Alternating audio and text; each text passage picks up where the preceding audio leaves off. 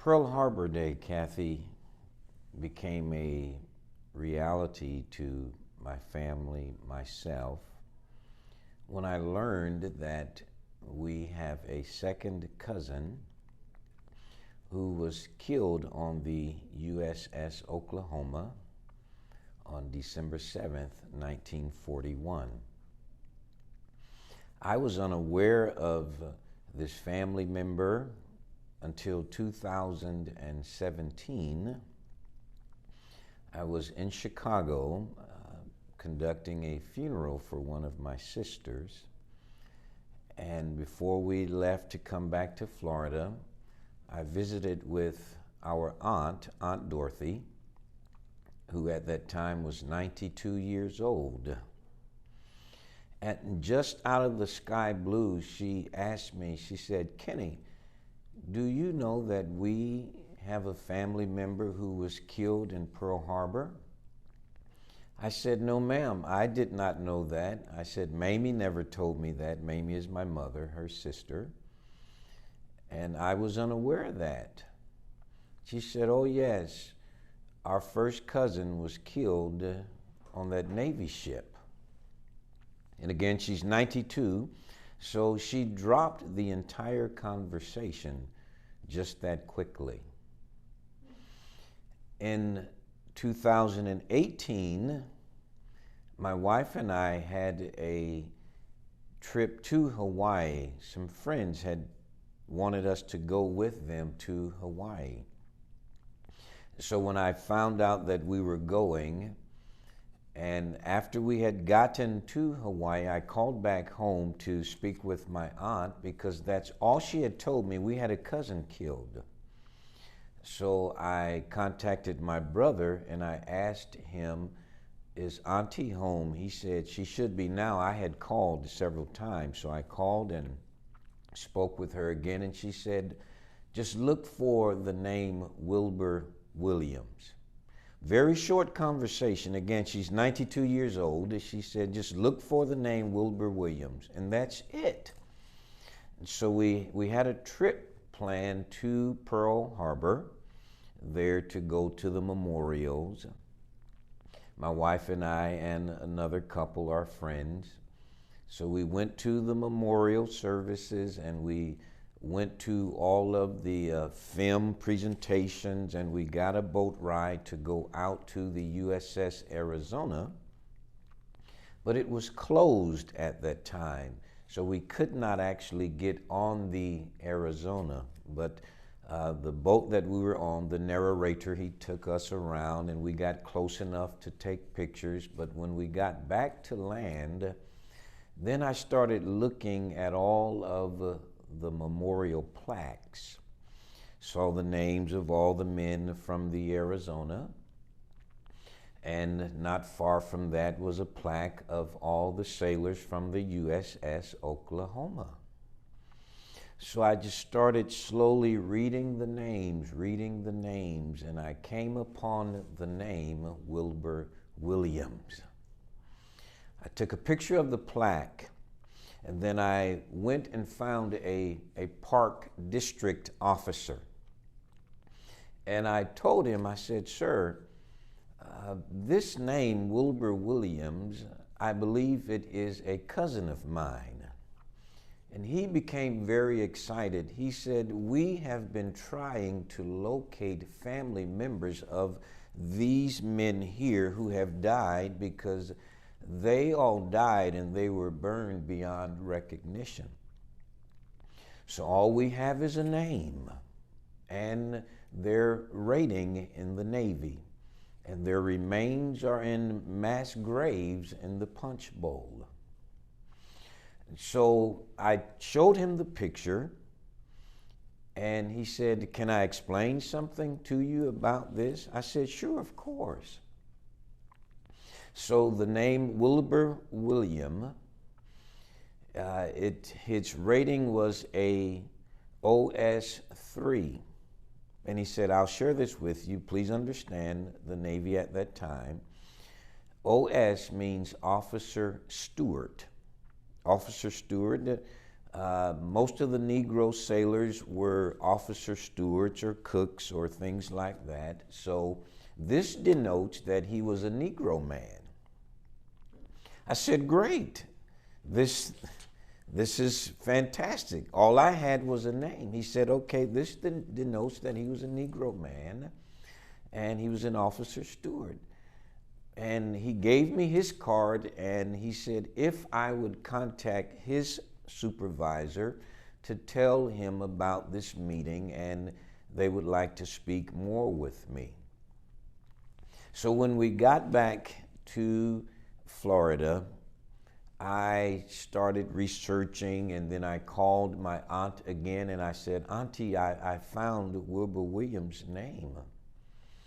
And she said, that's so good, Kenny, I'm glad you did. And then she started to tell me the story about she, my mother, their brother, and Wilbur. They were first cousins and they all grew up together, and he was drafted, went off to the war and was killed. He was a young man, she said, and we just never talk about it. So I understood why our conversation was very short. I understood that.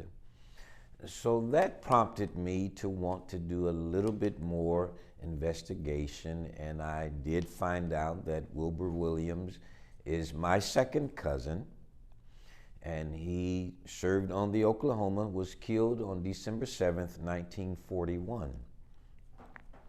On our bus trip, I must insert this, back from Pearl Harbor, back to Honolulu, where we were staying, I told the bus driver, I said, sir, I found a family member who was killed on December 7th, 1941. And I told him this brief story about getting this name. And he said, he asked me, what's my name? I told him I'm Kenneth Curry. He said, Kenneth, that is fascinating.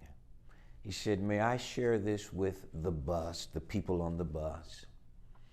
So this bus driver, he took his PA from the bus, and we're driving from the Pearl Harbor Memorial, and we're going over now to the Punch Bowl Cemetery. And in the Punch Bowl Cemetery in Honolulu are the remains of the sailors that were on the USS Arizona. So he slowed down and he pointed out to this row of unmarked graves. And he said, your cousin is probably in one of those graves there. I said, thank you for showing me that.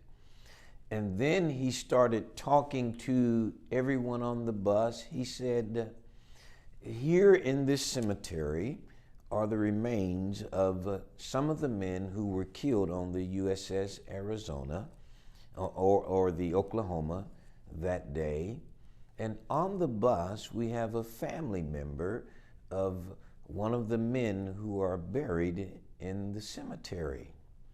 And the bus erupted in applause. The people started clapping and thanking me as if I had done something, which I did nothing.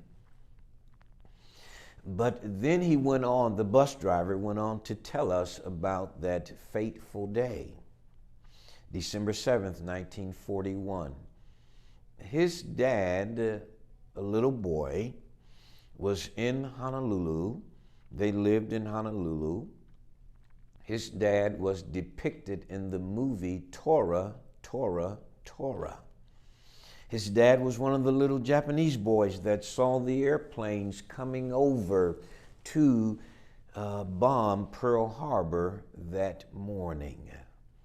And in the movie, it's not his dad, but an actor that reenacted his dad's part. He saw the planes coming over that morning.